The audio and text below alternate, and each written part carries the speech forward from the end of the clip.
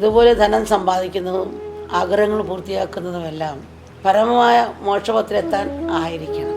ഏതൊരു കർമ്മം ചെയ്യുമ്പോഴും അത് ലക്ഷ്യമിടാൻ പാടില്ല.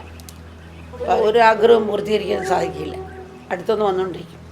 ഇപ്പോഴും ഇതിൻ്റെ മുമ്പിൽ ഒരു നിയന്ത്രണം വന്നാലേ ബുദ്ധിമായ ലോകത്തിൽ പോലും നമുക്ക് സന്തോഷമായി ജീവിക്കാൻ സാധിക്കും.